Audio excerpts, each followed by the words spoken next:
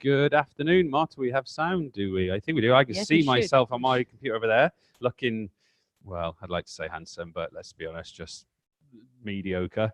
Thank you for being here. It's good to see you. My name's James Sims. I'm director of the Everlearner. I'm a teacher, 20 years classroom background, done a bit of SLT, done a bit of this, done a bit of that.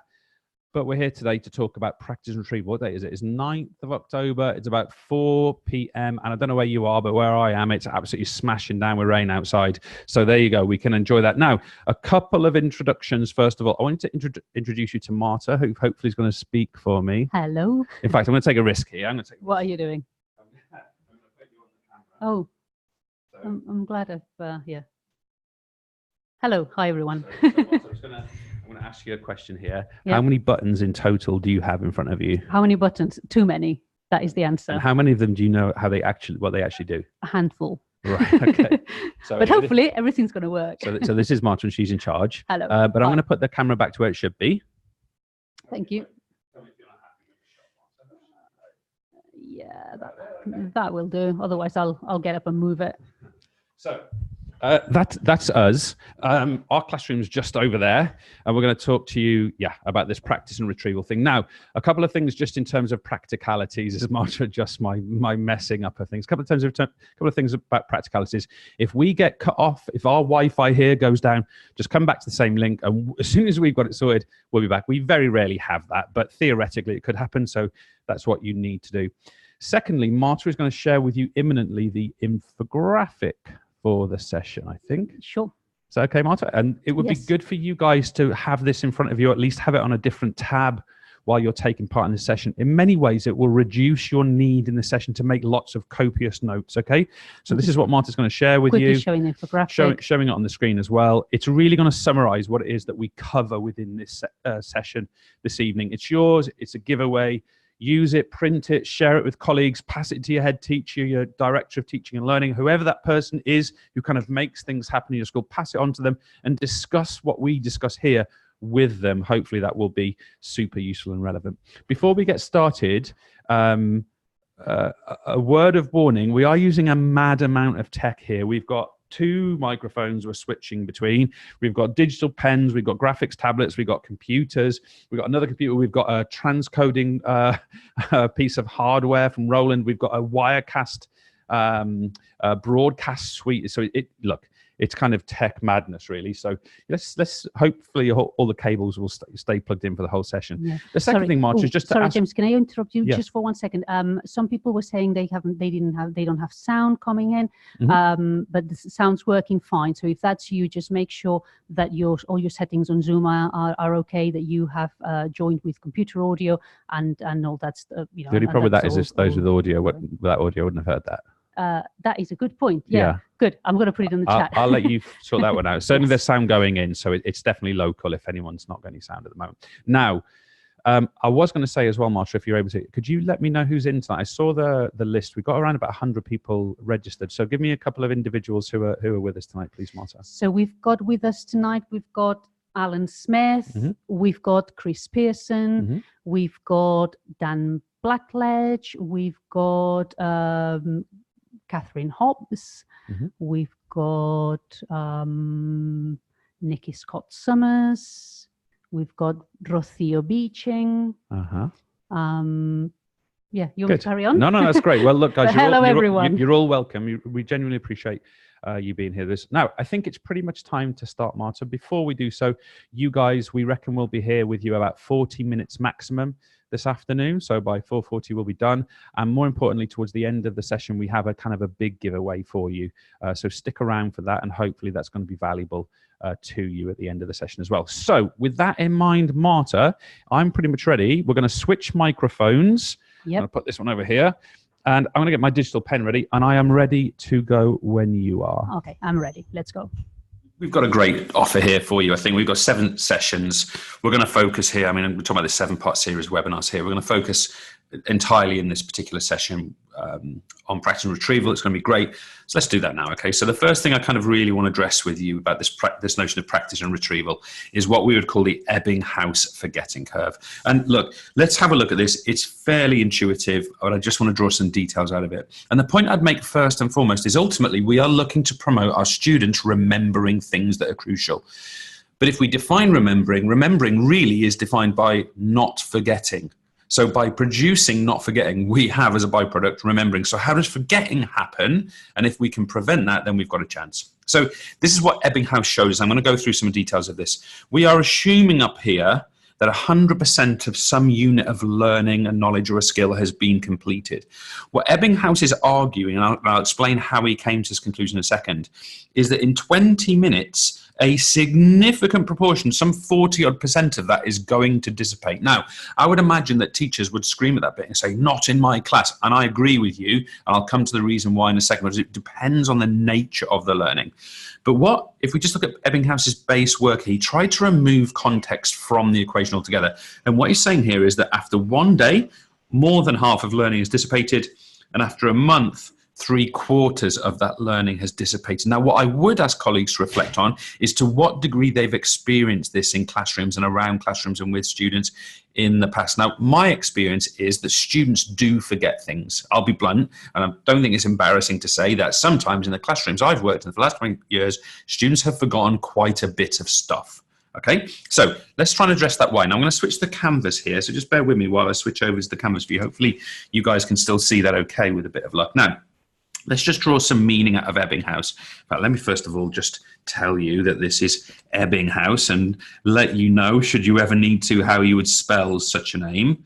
Ebbinghaus, like this, okay? Now, the point I would make is that we are assuming this is perfect knowledge of whatever it is that's been learned. Now, we know it is by definition because it's 100% of the thing that's been learned. So by definition, it's 100% of it, okay? But we have to ask the question, well, what did Ebbinghaus ask his participants to try to remember? And he used what he described as a CVC structure.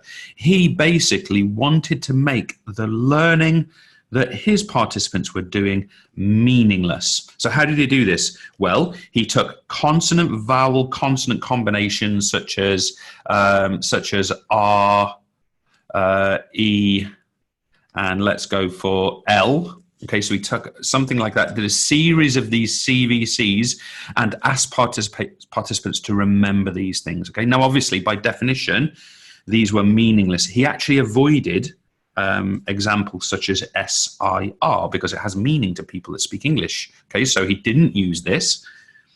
He did use this type of example. Okay, now what he found therefore is telling. If you take context out of it, just pure learning, remembering and forgetting, if you do that, the typical behavior by human beings, and by the way, it's remarkably consistent, is that they will forget in this curve.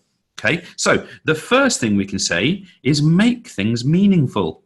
Okay, so I don't think that's going to come as any great surprise to an educator, but if we understand the context of why we're learning something, that it's engaging, that it's interesting, that I can place it in an order of things, that maybe I'm doing something with it, and so on and so on, it becomes meaningful, or potentially more meaningful to me.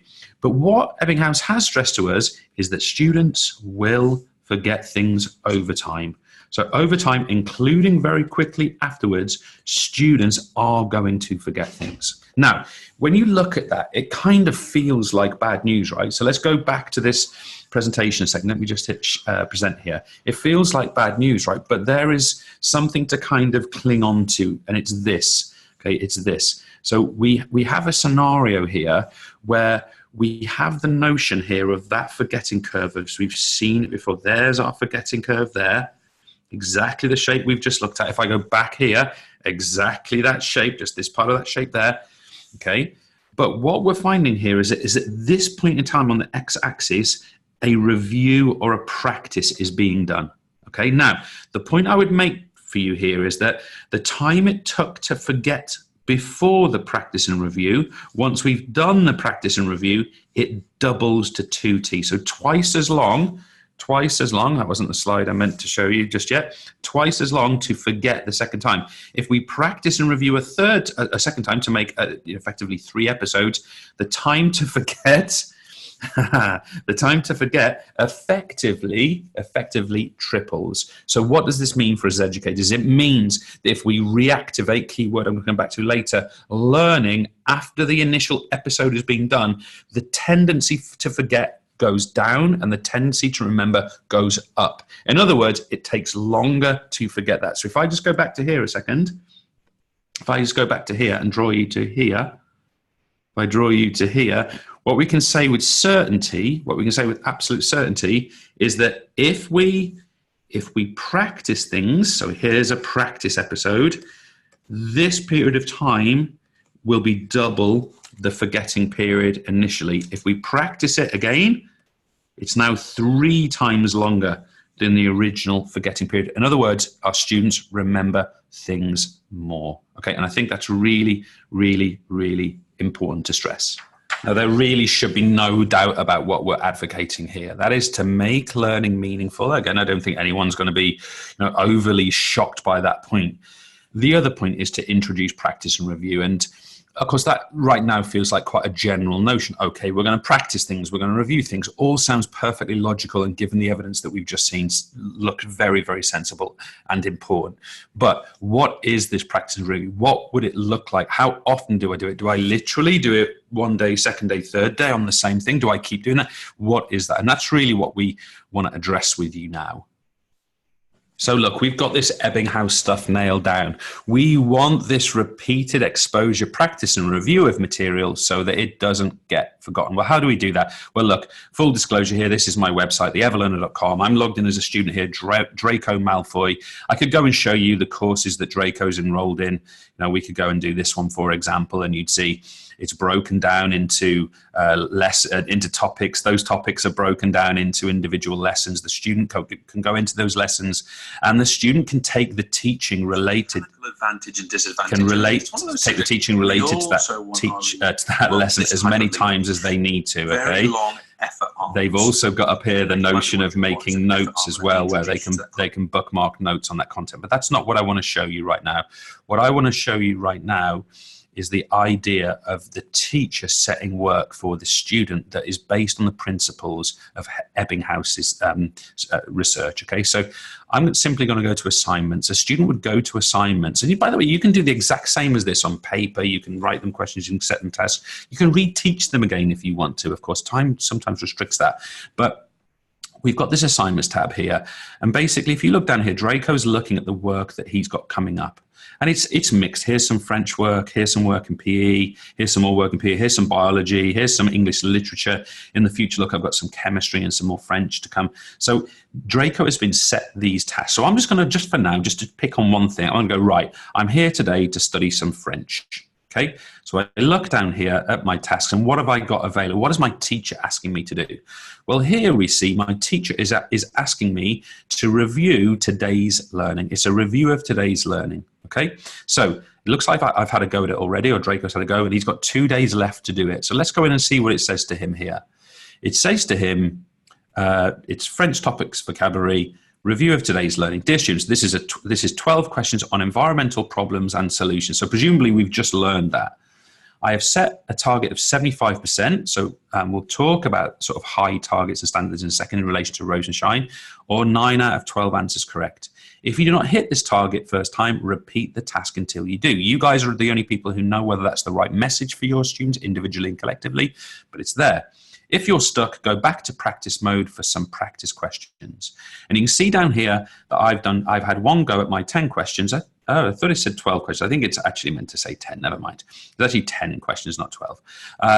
But it looks like the first time around I got 60%, okay? And I want to retake this because I'm being told I have to get 9 out of 12. Now, I'm not going to bore you senseless by having you watch me do a quiz, but in here, I can go into here and I'm being asked a question. I don't speak French, by the way, but I'm going to say that it's not a flood, it's not an oil spillage, it's not a forest destruction. I don't know, I don't know how to say this, but I reckon that's a drought of some kind, okay, or a lack of rain. So I'm going to choose that one, put my answer in, and I'm going to get my feedback. Okay, so drought. Okay, so I'm going to go through here. Now, remember what it is that again, I'm not reading anymore, guys. Okay, so I'm just going to drag some things in. My teacher is saying to me, study what you studied today.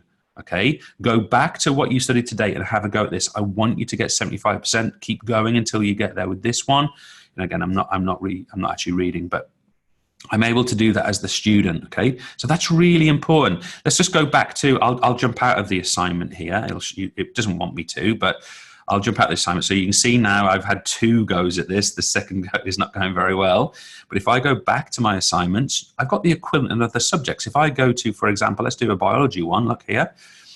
My teacher here is asking me to restudy exchange ratios and exchange surfaces, okay? So presumably I've learned this recently. It's GCSE biology. I go in. This is the key learning we did today, okay? So this is learning we did with our teacher today. Study these tutorials as a reminder. Make excellent notes. Once you've finished, go and do 15 minutes of practice. I've got to do these two tutorials. So if I go in here, it's going to take me into my video space. Okay, here we go. It's going to take me into my video space. And if you notice, the only lessons available to me, everything else is locked, are these 2 lessons. Okay, so I'm going to do, let's do exchange ratios first. I'm going to do this one. With this tutorial, I want to jump straight, I should have done 1 times 1, so between the entire calculator for you. Well, 2, right, if I had to. Possible to see with something like a light microscope. So I'm not going to bore you asking you to watch that, but that tutorial is going to teach me all of the key content from today. If I go to the next one, this one here is going to teach me all about these exchange surfaces. Now I'm just flicking through the video. It won't credit me for this. And the further folds. And then, okay, but I'm learning this key material. In other words, my teacher, my biology teacher, has clearly recognized the importance of restudy, review, of practice. Now I'm just going to go back. Let's come out of here. Let's go back to my assignments. Okay, so my teachers are representing things this way. In other words, it's not just classwork, homework. It's classwork and homework, both combined with a purpose. We're going to prevent forgetting. Okay, we're good? Mm-hmm. Yep. Okay, so look, some information basically. We're arguing that people forget things. I don't think there's any surprise there. That's the model that forgetting takes. The more meaningful, the less meaningless it is, the slower that forgetting, or perhaps the greater the tendency to remember that information. I mean, I guess flashbulb memories, those things that you'll never ever forget, are the most extreme examples of the positive side of that, assuming it's something positive. But we're also arguing there that that people's forgetting can be delayed, slowed down, or to take longer through reactivation of experiences after they've been initially learned. And I feel it's intuitive. I feel that if we just take our experience of the world and go, right, does that match what happens to me, what happens to those around me? I think the answer to that is broadly yes. Perhaps it strikes us sort of in between the eyes. Nearly 50% can be lost in 20 minutes if it's less meaningful. Okay. So I think that's an interesting point. What I think we need to do as an industry is ask, as an industry, where are we today in terms of building these kinds of structures into our courses, into our programs, into how we present learning, practice, and review to our students? Where are we today, and how is that going? And if I put a hand on my heart, really, if I look back, especially at the early part of my career, I don't think I did a lot of practice and review work ongoing with the students that I work with. A typical experience for me, I guess, would have been go to lesson, deliver lesson, do some paper-based activity, do maybe a question, maybe with a mark scheme, move on to the next thing after a bit of a homework, okay? And I would quite rarely come back to that stuff again in the future. Now, I don't know exactly to what degree that is the case more broadly today, but I think we can certainly make an assumption that if we put a structure like that in place, students are going to forget a lot of stuff, okay? Now, there's one part of this which is about responsibility. Whose responsibility is the practice and review? Okay, we can't just have teachers teaching, reteaching, because it's not practical and realistic. We can't just have teachers setting more questions, more marking. So that's where smart automations, I think, help us a great deal. The other point I make about responsibility is what we're saying here is, I think, is that our courses can be structured this way, so that it doesn't have to be the choice of the student to go and do the practice and the review themselves without any kind of imperative.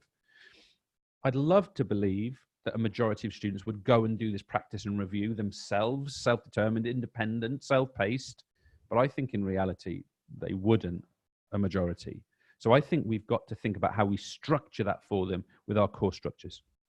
Any questions, Marta? No questions so far. There's been a bit of an issue downloading the infographic, but that's now sorted. Okay. It was due to the permissions and stuff, but yeah, it's now sorted, so everyone should be able to download infographic without any Google login or anything like that. And if you're having problems, please let us know, but it should be fine. Good stuff. Well, look, we're gonna move on here. There's really two principles I want to address here. We're going to talk about Rosa Shines instructional principles. Some of you will have come across this before. We're going to talk about Thalheimer and reactivation, elements of which we've touched on. And I want to finish this section when we come back onto the camera in a moment. I want to finish this section really with a summary notion, which I think is absolutely essential to what we're talking about here. But Marta, if you're ready, I am ready. Let's do this little second block and let's move on. Okay, I'm ready. So let's start to think about this notion of Rosa Shines 10 instructional principles. And it's a really, really useful tool if you want to have a snapshot view of how the process in your classroom or multiple classrooms are having an influence. And kind of a couple of key things I would address for you here. I'm going to look at this in a bit of detail. First of all, is that these principles of instruction are based on three types of research. Firstly, they're based on cognitive science. Secondly, on questioning and review of what are considered to be master teachers. Okay, and now by master teacher, Rosa Shines meant those that get the highest gains as learning outcomes. And finally, it's based on research into what are called cognitive supports. Okay, so complex tasks and how they're scaffolded. Now, it's fairly, and by the way, these are chronological. It's fairly easy for us to run through the 10 principles here. The point I would just stress to you before we look at this in detail: short review what we're talking about here. New info in small steps, that's part of that cognitive support thing. Build it gradually. Ask large numbers of questions and check responses of all. Provide models. We could talk about dual coding and Pavio here. Guided practice. Check understanding. High success rates, more in a second. Scaffolding for difficult tasks. Independent practice. Engage in weekly and monthly review, which we've kind of touched on already. So Rosa Shines is clearly identifying these 10 principles, these 10 series of behaviors or experiences as those that underpin great experiences and learning in classrooms. Now, what I'm going to do is I'm going to drag us back over to the canvas, which is wafted over that way. And let's just make that same point. We are talking about begin with a review. Let me change color. Begin with a review. Then we change color. Begin with a review. We are talking about here asking questions. We are talking about guided student practice. We are talking check understanding with high success rates. I feel really strongly about this point number 7. We're talking about here independent practice and weekly and monthly review. Okay, so those instructional practices, in my opinion, are a great starting place. Now, if you want more details on this, you could read Tom Sherrington's book pamphlet on these particular principles. I would have been much more likely to advocate Tom's work had he not made certain tweaks recently, but nevertheless, I suppose that doesn't change the nature of the book itself. But here we go. That's interesting, I suppose. Now, let's have a think about what this would look like if we were structuring it in homework tasks, class tasks in our classroom. What would it be that we'd actually demand and expect students to do? And as a summary to Rosa Shines' work, we can really draw out 2 critical points. Now, I'm not meaning to draw out 2 as more important than the other 10, but in terms of our practice and retrieval sort of notion, we are talking here about the notion of daily, weekly, and monthly review. And it's something I'd really encourage colleagues to think about. Do we have scenarios sometimes in our courses, in our classes, where we teach something on a particular day, perhaps there's a homework associated task, whatever, but then we move on and don't come back to it? What I think Rosa Shines clearly spells out to us is that we need that weekly. We need that same monthly review. So review it quickly, review it after about a week, review it after about a month. Now, that's quite directive, right? I mean, that's quite specific. Okay, you might want to come up with a slightly different version of this. We review on the day, we review 2 weeks later, we review 4 weeks later. You might want to look at the practicality of how that implements for you. The other one is this one: obtain high success rate. Now, it's very easy, I think, as an educator to think, well, some students are capable of high success rates and some students aren't capable of high success rates. What we're arguing here is that the student should keep going until those high success rates are achieved. And again, you might want to reflect there on a notion of course agility. Is your course, or are your courses capable of having the agility to insist or require high scores of students and to provide the flexibility of a variable seat time for students to obtain those high scores? Now, if there's people out there who really want to look at that in detail, that's an area of study I am extremely experienced in. Okay, so if that's something people want more information on, I can provide that. Now, let's have a think about this Thalheimer concept. Now, I should stress that Thalheimer is to some degree a controversial series of ideas. Well, his research is slightly controversial. What I mean by that is it's not accepted by everyone. So just a little caveat on that. I personally find it very useful, even as a visualization tool of what I'm trying to achieve by the ongoing practice and review structure that I implement with students. Okay, so even from that perspective, I find it useful. Now, what are the main premises of Thalheimer's work? Okay, well, look, if we focus on the red curve first, please. Okay, so the red curve first, what we're finding here is that perhaps this is in your class or in my classroom, this is students learning something at the normal learning sort of pace. And I guess what I mean by that is they come to me at the start of a lesson, I teach them something, they practice it in the class, and then maybe set a task. And by that point, we're here. Well, what Thalheimer found was that normal, non-spaced learning, so if you like, quick learning, leads to quite quick forgetting. Okay, and what we mean by that is if it's no longer further used or utilized or leaned on or form the basis of future learning, then the tendency is that learning is going to dissipate quite quickly. You see the shape of the curve is very much like that of the Ebbinghaus curve.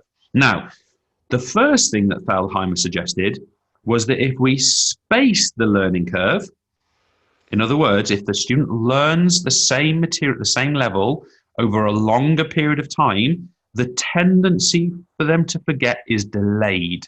Still forget things, but it's slower and it's not as significant in quantity of forgetting. Okay, so a smaller percentage is forgotten. And secondly, we're finding that the forgetting is slower. Okay, now, the point I would make here is the obvious answer is, well, how can I take what is normally in one lesson and stretch it over two? Of course, they're going to remember it better because they've taken long to study it. It's common sense. The point is here that the spaced learning is probably going to be interspersed and interleaved with learning of other things so that you don't end up with a double length course. And if you're interested in interleaving, I strongly recommend that you come and jump on the interleaving webinar that we've got coming up in a couple of weeks' time. Again, completely free, available, one in the evening, one in the afternoon on different days. Come along and take part in that because it's quite a nuanced point. Now, I don't want to give the impression that spaced learning and interleaving are the same. They are not. Okay, interleaving is the learning of comparable or similar knowledge and skills at the same time, whereas spaced learning is learning over a longer period of time. Of course, they do tend to dovetail a little bit though. What I want to draw attention to, however, is this yellow feature of the curve, what we call the reactivation curve. So regardless of how fast this has been learned, this is the learning point here. What we're arguing here is that with additional teaching and or practice, okay, we can maintain the high performance of knowledge, or this peak of learning can be maintained over time. Now, if we reflect on Rosa Shines' work, Rosa Shines basically argued the same thing. He basically said daily, weekly, monthly review needs to be done for learning of knowledge and skills to be maintained over time. Now, I would simply, let me just jump out of here. I would simply pose a question at this point. If we look here at the Thalheimer curve, I would simply pose a question. I'm only asking it provocatively. I've literally no idea, obviously. After we finish, let's say, teaching our students something and them having done some worksheets and practice, how frequent is it that we get them to restudy or to practice that thing days, weeks, and months later? Are there cases where we are teaching them, they practice it, we move on and don't come back? The latter, we can be confident the student is going to forget at least a proportion of that. It's going to happen. So what Thalheimer is arguing is continual reactivation of previous learning is the key for that learning performance to be maintained. Now, I personally think that's really, really exciting. The question is, how do we achieve it? But before we do that, before we answer that question, I just want to go back here, and I just want to go to this little summary on Thalheimer, this little summary here. So with Thalheimer is arguing keep new learning alive through reactivation over time. So we're arguing here reactivation over time. Don't just move on. Don't just move on. Keep utilizing. In other words, prevent forgetting. And that is a direct link to the work of Ebbinghaus, where we saw that if it's less meaningful, but also if we don't have reaccessing of that skill, that information, we will forget it. So we prevent forgetting. How? By reactivation of that knowledge and skill over time. And I encourage all of us to look to build that into the courses that we're running. The question is how? Let's have a look at some examples.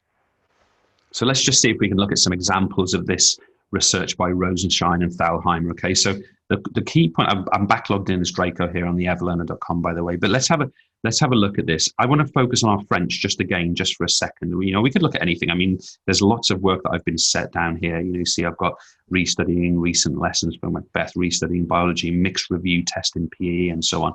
But what I want to do is I want to just have a look at this example in French. So my teacher in French, we saw earlier, they've set us today's learning. Just a quick review. Okay, very few questions on today's learning. But if I just go back to the assignments a second, if you look at what's coming up in the future, look, that's the one that's open now, but my future assignments in French, I've got weekly review questions and I've got monthly review number 3. So this one's going to open in a few days' time. If I go into it, in this case, I'm being told, same course, 15 questions. Now I'm looking at environment combined with health, which we studied previously. So it's not just what I learned today, but it's what I've learned in the last couple of weeks.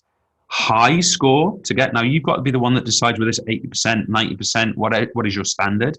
Keep going until you get it. The review opens first thing on Friday morning and closes on Sunday evening. See you all on Monday. Okay. So the point is here that what the teacher has done is they've clearly, if I just go back to assignments and just choose French, the French teacher here has clearly identified the behavior. Right. As soon as they learn it, I want it reviewed. At the end of the week, I want it reviewed with other recent stuff. At the end of the month, I'll click into this one. It's going to open in 13 days. At the end of the month or every month, let's say, this is what's going to happen. 20 questions, 2 whole chapters, which we've studied in the last 3 weeks. You can go back to your tutorials, notes, and practice mode to help you.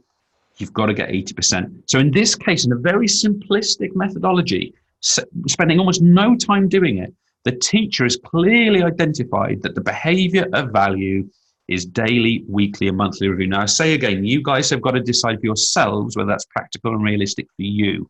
But here, you can clearly see that this is the thinking. If I choose another, let's see if we can get another equivalent view. Let's choose, what should we choose? Let's choose PE. Let's see if the PE guys are doing it as well as the French guys. So what have we got here? So we've got here 3 days left on this one. We've got restudy muscle pairs. So in here, this is a lesson for you to restudy, which we covered 14 days ago. Okay, watch tutorial, make extensive notes online. So in other words, they've studied this 2 weeks ago, and the teacher's making them restudy this thing. Okay, let's just go back. What else has the PE teacher asked them to do? Well, they've also asked them to do a mixed review test. Let's have a look. About 4 days left on this. This is a review of recent learning that you need to remember. 15 questions, you've got to get 80%, that high standard, repeat until you get it. What have we got there? This material. Notice that muscle pairs is in there, but it's interleaved with some previous learning.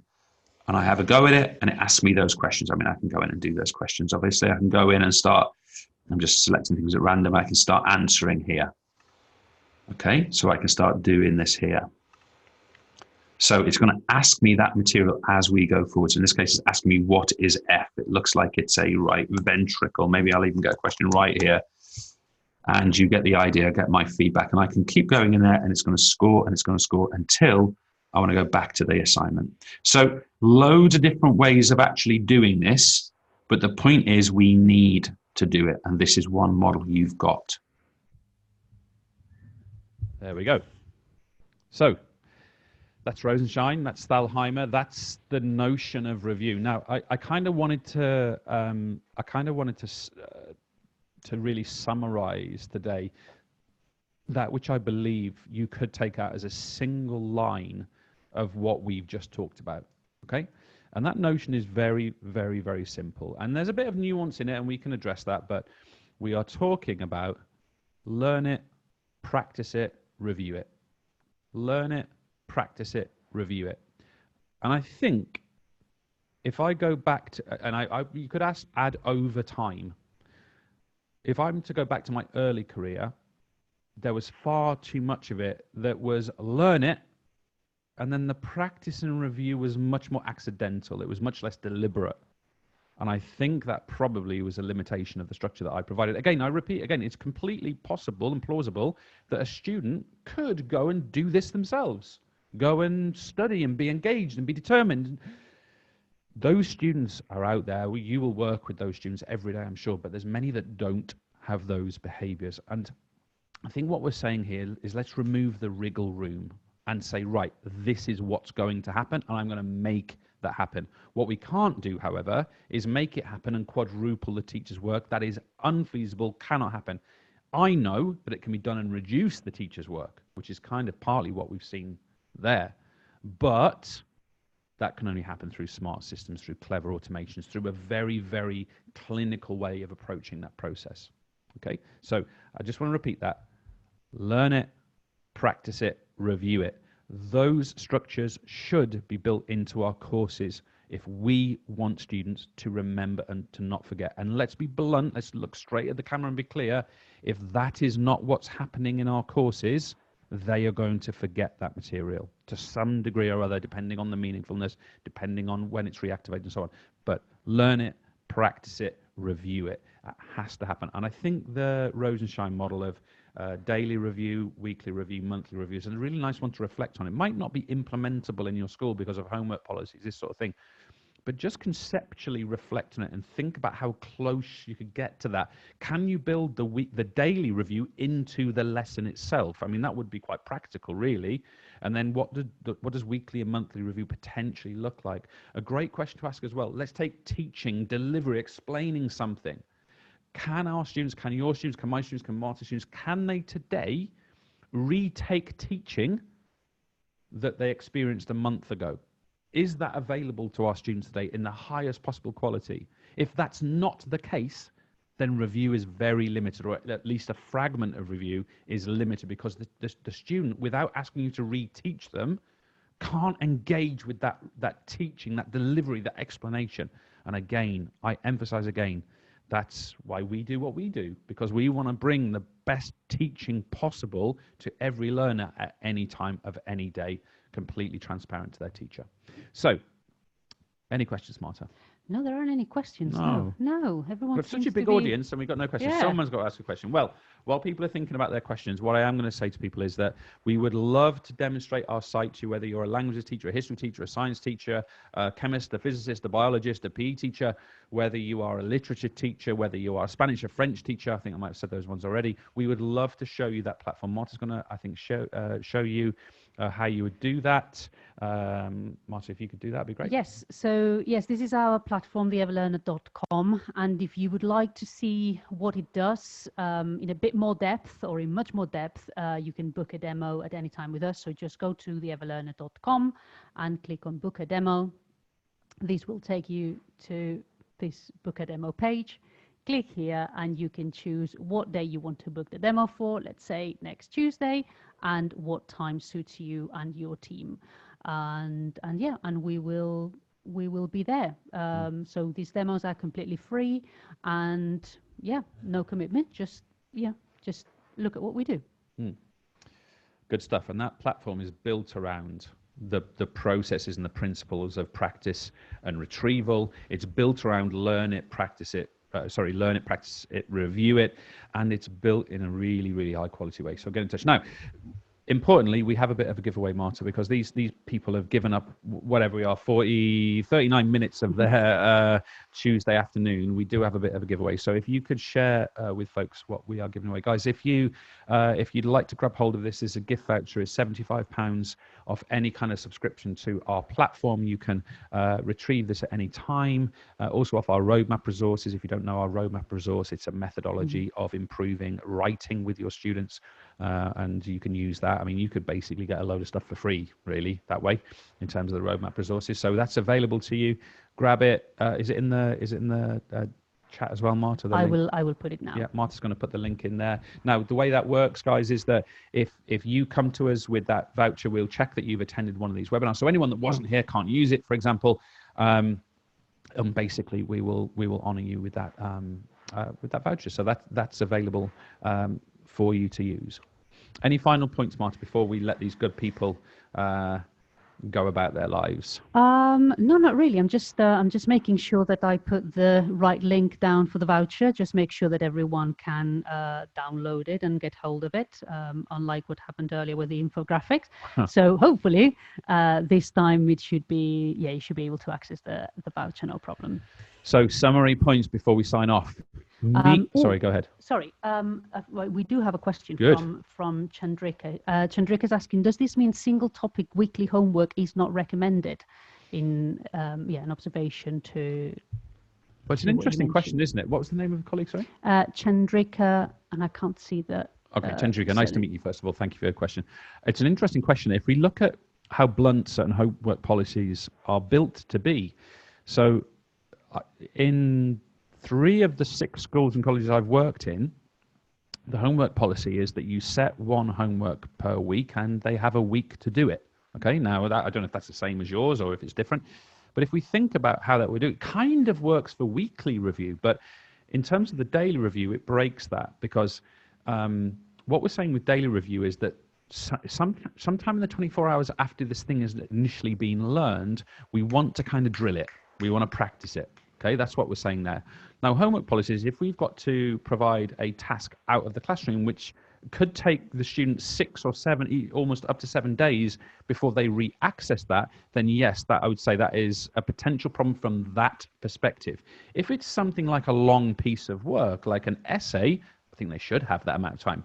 But if it's a 6-question quiz and an 8-question quiz, bang, that needs to be done. If you noticed that French one before, it was the French one, wasn't it? Or was it the PE one? Which was, it opens Friday, it closes Monday. Right? Window that. Okay, it's given them some flexibility, but it's in that window. That's when I want it to be done. Now, if you're teaching a subject where you're seeing your students 4 or 5 times a week, it gives you more possibility of how you structure that. If you're teaching, let's say, French, PE, media, drama, these sort of things, you're much less likely to be seeing your students most days. So therefore, you've got to be quite strategic about how you implement that. So yes, for short, snappy practice episodes, a week is too long. And Chandrika is also asking if you have a recommended note-taking format. Yeah, I do. It's a bit. If it's okay if I come back to Chandrika on that one. Yep. It's probably a bit broad for this conversation, but I do. So I won't go into detail here, Chandrika, because it's probably not for today. But it's a combination of 2 things. What I would call, depending on the subject, by the way, key linguistic anchors, and combined with what I would call high impact note making. Okay, and I'll engage with Chandrika about that exact thing outside of the webinar. But that is something I'd really like to chat to you about, because I think note-taking is an art and should be developed into an art by the students. I actually believe it's one of the most fundamental skills a school can develop with its learners. So I'd love to talk to you about that, if that's all right, Chandrika. It's something I've spent a lot of time thinking about. I would love to be able to say, hey, look how high impact my amazing notes are. But in reality, they're James's ugly old handwriting on a piece of A3 paper. But yeah, if I can go back on that one, I think that would probably be the right way to do it. So, Kristen also has sent a couple of questions in. Chris is saying, hi, when doing a termly/monthly review, what week would you recommend as a cutoff? And would you also suggest that reviews should get bigger throughout the year? So just ask the first question again. Yes, when doing a termly/monthly review, what week would you recommend as a cutoff? Okay, in terms, I'm guessing number of weeks. So Yeah. I think it's a slightly nuanced answer. It was Chris, wasn't it? Yes. It's a slightly nuanced answer, Chris, because I'm going to make an assumption that the daily type, weekly type review tasks have also happened. The reason I say that is because I've been personally in too many circumstances in the past where the best we've done is like an end of 4-week topic review test, by which point, by definition, the topic is ended. And if we get data that a student's struggling, that data is post-game. It's non-volatile. It can't really be used. We have to imagine some notion of intervention, which is really labor-intensive. So I'm going to make an assumption that you've got your daily and your weekly review in place. I'd simply go to the Ebbinghaus curve on that one. Ebbinghaus suggested that after 30 days, forgetting plateaus. So it would be a great point to pick that back up. So I think you're talking, I mean, consider it to be a 4-weekly type cycle. But can I urge you, Chris and others, that it shouldn't be the only opportunity for us to look at that. Now, how Marta and I work, for example, we have an ongoing live test score with our students all the time. Never mind the word test. It's just question, a bit like that Rosa Shine idea. Lots of questions.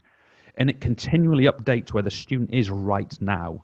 That's the kind of volatile live data we want to be working with students, if possible. You can't produce it as the teacher. It's not possible. You need a system to do that. Okay, we don't want teachers producing more data. We want teachers responding to more data. What was the second question, please, Marta?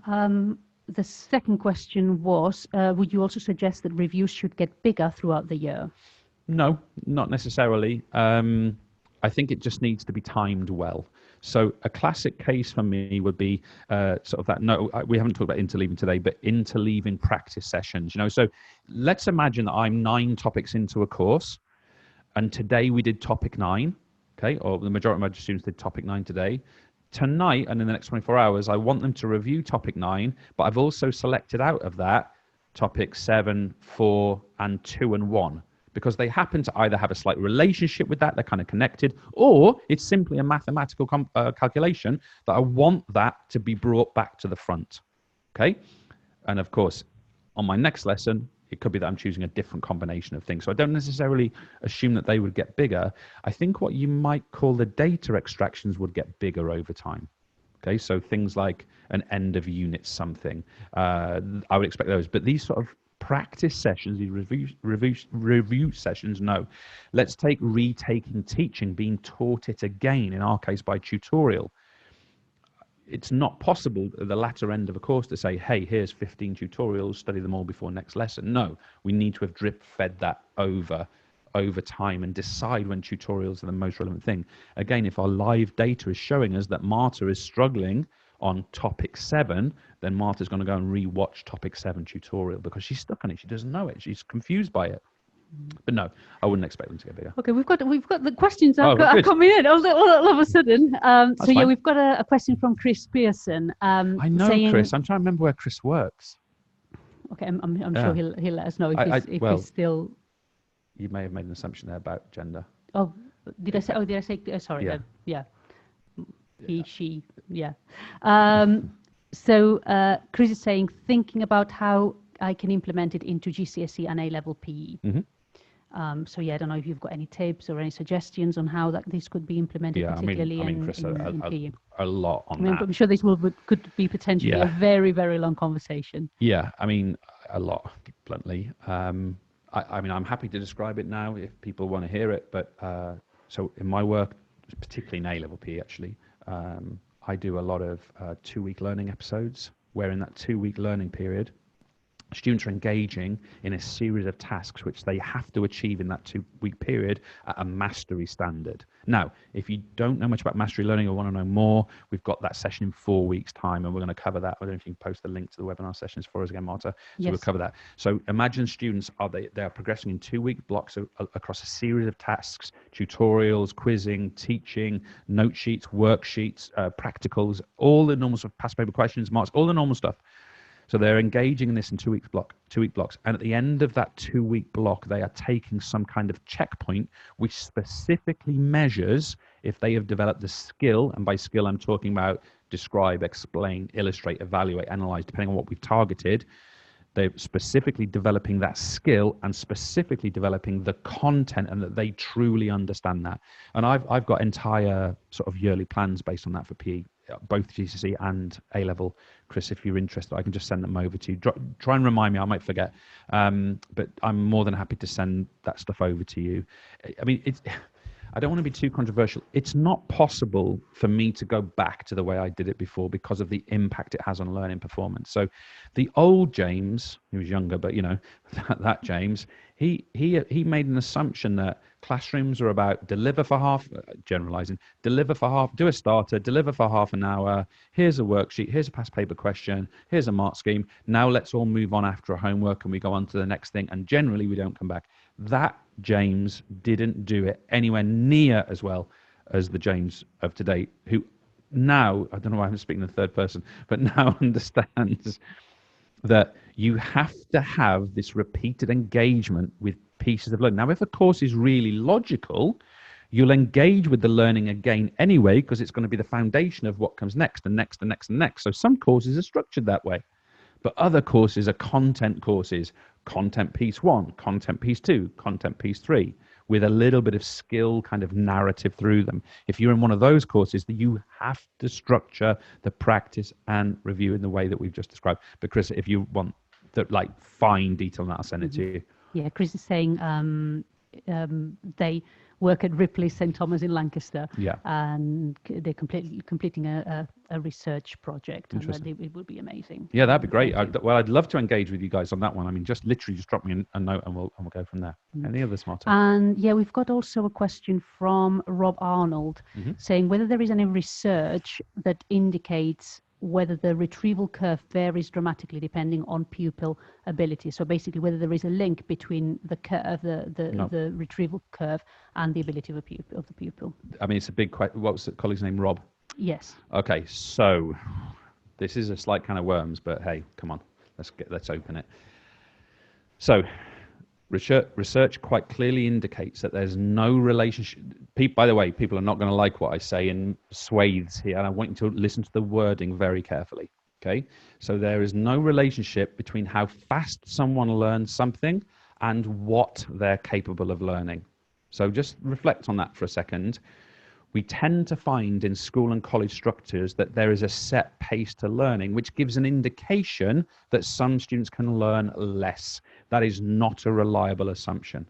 Okay, so if we sort of detonate that idea that how fast someone learns is how smart they are, we're now in a situation where we can say, okay, if we vary the seat time that someone has to access something, but the achievement rate is fixed, then that is not a limitation for the vast majority of students. And we've got to reflect on the notion of ability, I would argue, in schools. I think I'm using the word ability in the sense that it's some biological default. Now, if you're not using it that way, then obviously you want to interpret what I'm about to say here.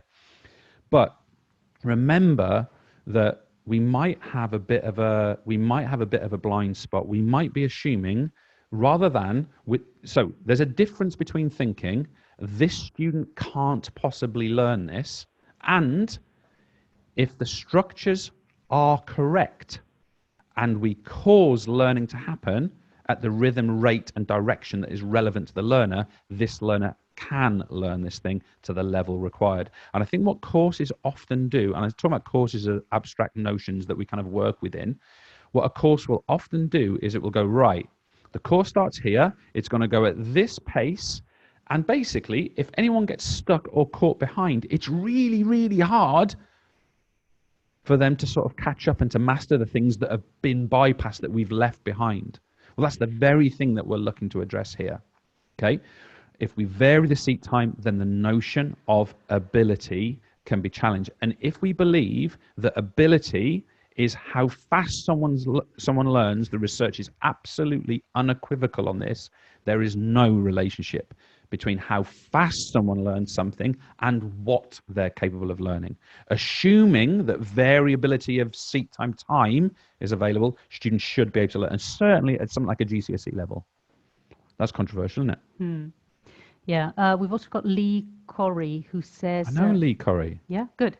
Who says that Lee would also be very interested in the GCSE / A-level Cool. PE review plans. He's saying lots of content and very intense for students to remember all of it. Lee's also said that he often uses randomly generated content quizzes, which have been somewhat effective. However, it does not need, it does need to be more structured. I suppose that's the thing. If it's Yeah, quizzing is a good thing, right? Especially if it's automated, because it does a job for you, but you need to be able to rely on it. I think that's really important. It needs to be high quality. It needs to provide really good and robust feedback, and it needs to be data centric as well. So and I come back to that point about the live test score. If we do a quiz and hey, John gets 10 out of 10 and Susie gets 4 out of 10 and Cameron gets 3 out of 10. I mean, so what? What we want to know is right, for each individual student, in terms of their mastery diagnostic, what have they and haven't they mastered at this moment in time? Now, Marta and I literally work with that every single day. Okay, so for us, you need to understand that is hard for us to imagine being outside of that world working with students. But I think for a lot of us, it's sort of untouchable, ungraspable. So yeah, what I would say about the early plans that I mentioned earlier, just bear in mind they are exam board specific, those.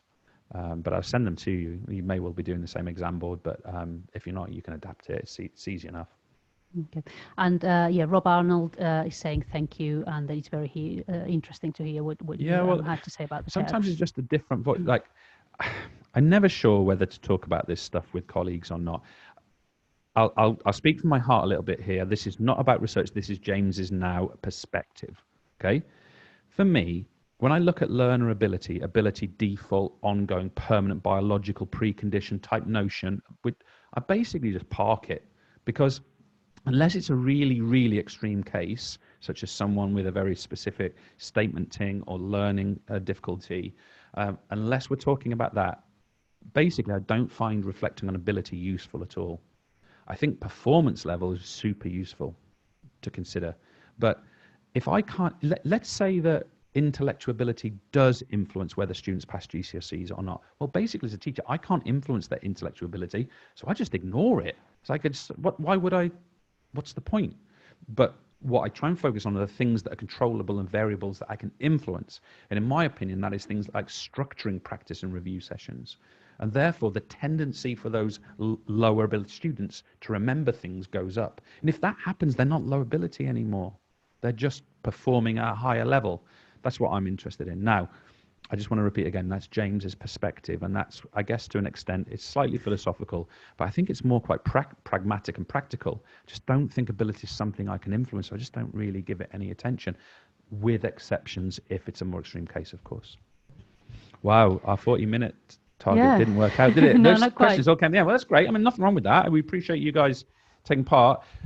Learn it, practice it, review it. Book a demo with us if you don't know our work. No matter what your subject is, it'll be valuable to you. Have a look at the voucher, which is there. We've got webinars now in 2 weeks' time.